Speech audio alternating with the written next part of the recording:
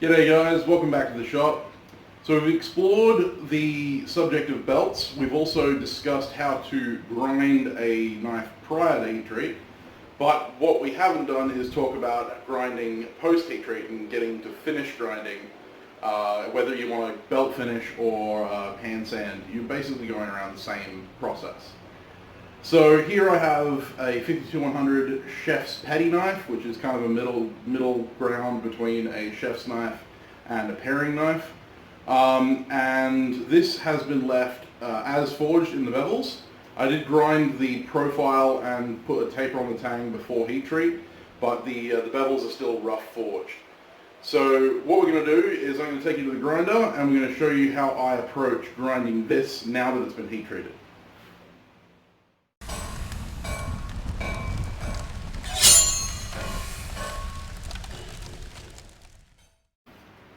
So I have here the same rough, worn-out belt that I would use for prior to heat treat grinding. And the reason I've got this on is so that I can strip off all the scale, get all the surfaces nice and shiny, so that then when I go to my sharp belts, I'm not going to be damaging them as much. So all I'll do is quickly redo the profile and then take off all the forged scale.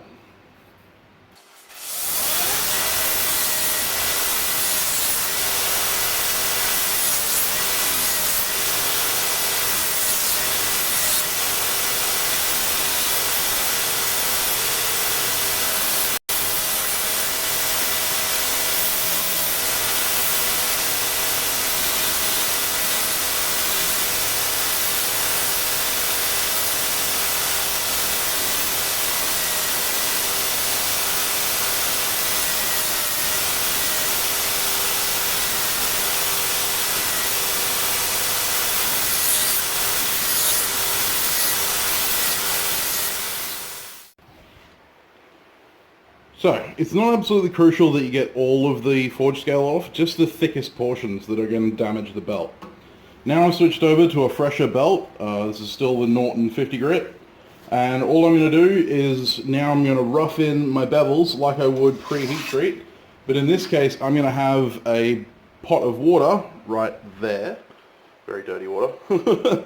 Ready for me to quench off the blade every pass in order to not overheat my bevels. I'll also re-true those flats on the handle because I want to get those nice and flat for when I go to mount my scales.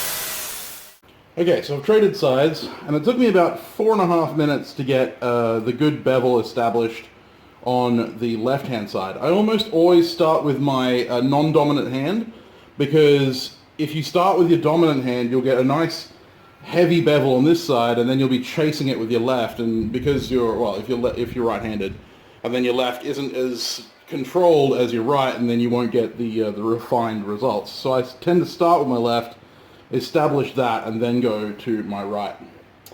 Now I'm checking for warps and stuff like that because you can warp post grind. It is something that happens quite commonly because you remove the surface layer. The hardened material underneath the surface layer wants to kick back. So now I've got that bevel established, I need to establish this bevel. And I've had a few people ask me how I establish my plunge cuts. One of the important things is to know where you are horizontally on the belt, because a lot of people will start at an angle, not that extreme, it only has to be very slight, but they'll start at an angle at their plunge and then push in and drag out. While that seems like the intelligent thing to do, what that ends up doing is creating a dip next to your plunge cut, which will then be uneven along the length of the bevel. What you want is complete contact and pull. And as you get that complete contact, this edge of the belt's going to be digging in. And I start well forward, about 1/8 of an inch forward of where I want my final plunge cut to be. This is still a little bit forward of where I want it. I want it to be just behind the heel. But yeah, so I'm going to start flat, do a full drag, and that'll start my bevel. The other thing to be aware of is you notice that there's a tiny little radius here at the top of the plunge grind. I want that. I desperately want that. If this is a straight line all the way to the spine, that means I'm cutting into my spine, and that looks really ugly. And it also creates a stress point, for the blade, because it's a thinner point of the material.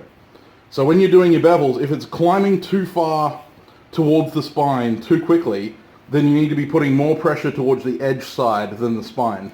Similarly, if the edge is moving over towards the other side too quickly, then you want to put more pressure towards the spine side rather than the edge side. And we'll get this other one established. So you'll notice while I'm grinding that I'm moving my body instead of moving my arms, like I covered in my last video. You'll also note that pretty much every pass I'm going back to the water to cool it down, especially as it gets thinner. This is very important. Because my blades are distally tapered, the tip will be much thinner than the heel, and so therefore it needs to be ground slightly more quickly and more carefully. You don't want to have it in contact with the belt for too long, otherwise you're going to end up with a hot spot. Finally, you'll notice that I adjust the belt a few times, and that's to bring the belt back over, to bring the belt in line with the edge of the platen. That's what leads to me having a very sharp plunge cut. If the belt is overlapping the platen, then you won't get a very sharp plunge cut. And if it's inside the platen, so if the platen is slightly showing, then you won't get a very good plunge cut at all, because the platen will stop the blade from moving inwards. That's just something to keep an eye on. So now I've established all my grinds with a 50 grit, or 40 grit. As you can see, it's quite thin already. We're about 1/2 millimeter thick at the edge. This is for a kitchen knife, obviously. I'm going to be going down to pretty much 0. I've established my tapers. There's distal taper there, distal taper in the tang. I've established my profile previously, as you saw. Now we're ready to go on to finish grinding. And so the first step in finish grinding is a 120 grit belt. You could step to an 80 and then a 120. If you were going to do that, then I would leave the edge a little bit thicker. But in this case, I'm going to run the belt speed fairly slow, and I'm just going to quickly remove all of these 40 grit scratches on the 120 grit belt.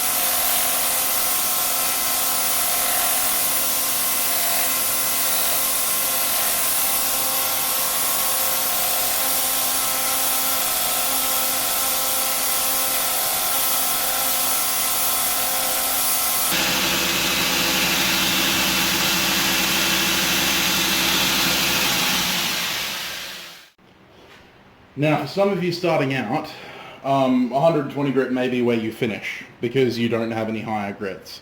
As you invest more in your grinder, you'll find that you'll be getting more and more higher grits.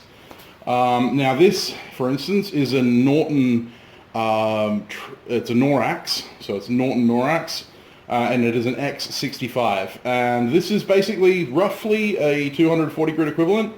As I said in my belt video, which will be up here somewhere, the higher the number, the lower the grit.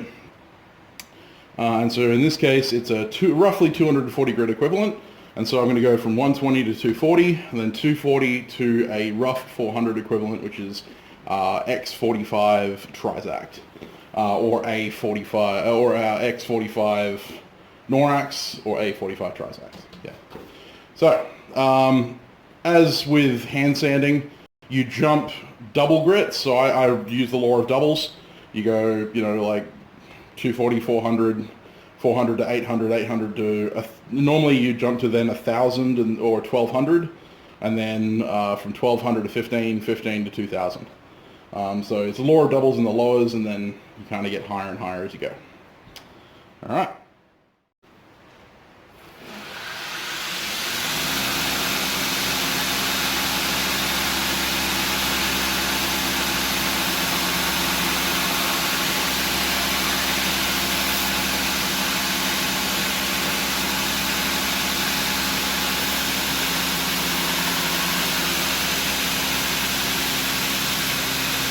More sprine pressure than edge pressure at this stage. Just remember, we're very thin.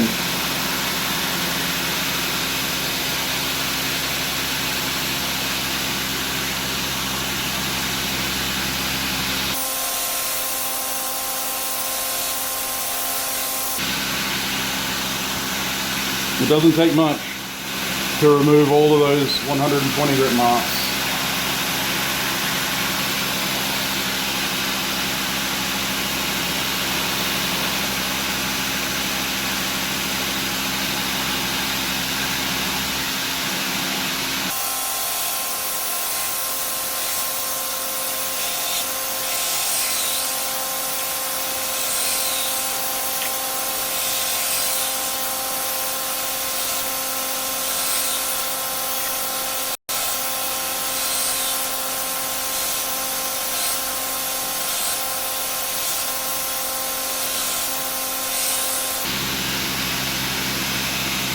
There we go.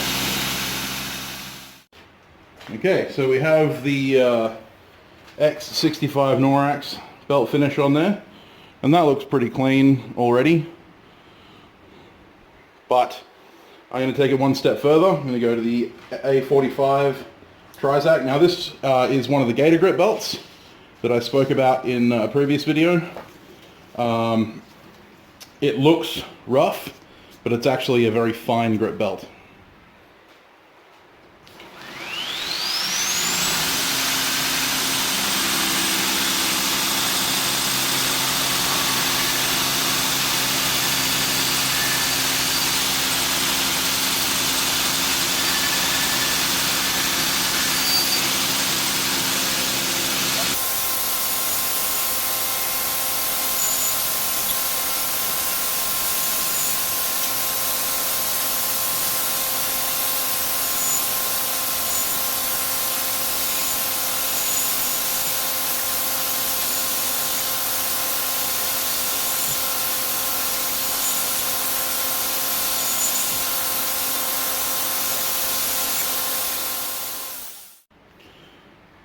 Okay, so normally the X45 or the A45 is where I would leave it. It's a very, very fine finish, very shiny, and that's basically ready for hand sanding and then onto sharpening and stuff like that. So that would normally be where I would leave it. But for the purposes of this video, I'm going to show you how to use a cork belt. Now this is a cork polishing belt. It's an 800 grit, as you can see down there, P800. And seeing as I've come off a 400 grit equivalent, this is the perfect belt for that. I like to use the cork belts with a little bit of lubricant. You can use WD-40, I've got RP7, any of those kind of water displacement oils are perfect for this kind of purpose. And you want to use it at a medium speed. High speed, probably not. Super low speed works, but it's not really helpful. You want to give that medium speed around 3,000 surface feet per minute, maybe a little less.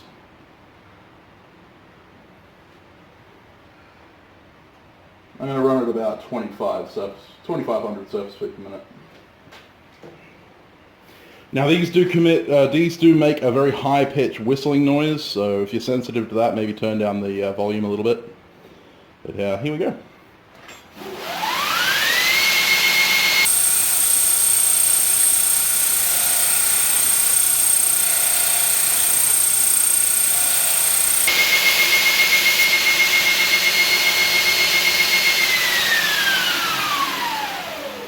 Okay, so I'm not sure how easy it's going to be to tell the difference, but there's the cork belt.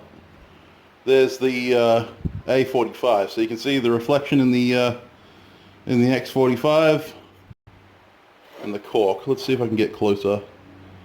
That's the cork belt. That's the X45. And that's why the cork belt is known as a finishing belt. It's a very fine finish, easy to hand sand.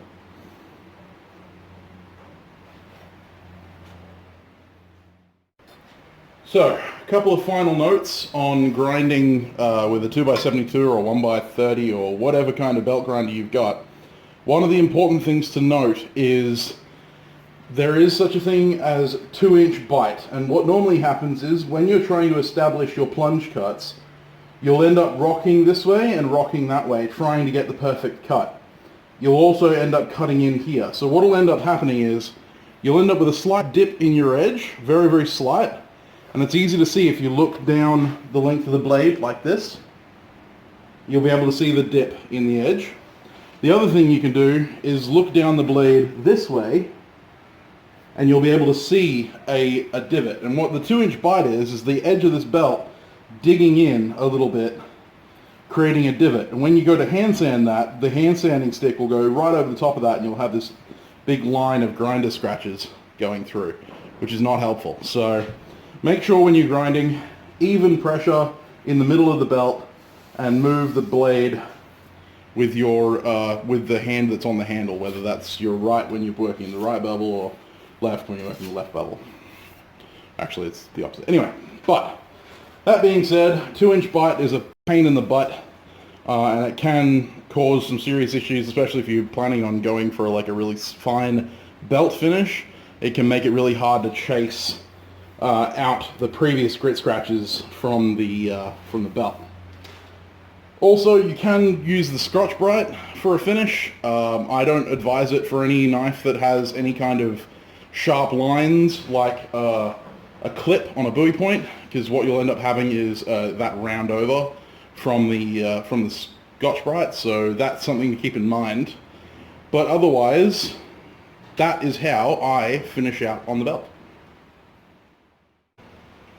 So there you have it, guys. That's how I approach belt grinding for finishing prior to hand sanding. This was a rough and rugged looking forged knife, and now it's all shiny and clean and ready for hand sanding. Hand sanding is an entirely different project, and I might end up doing a video on that in the future if there's enough interest. If you're interested in that, please let me know in the comments down below.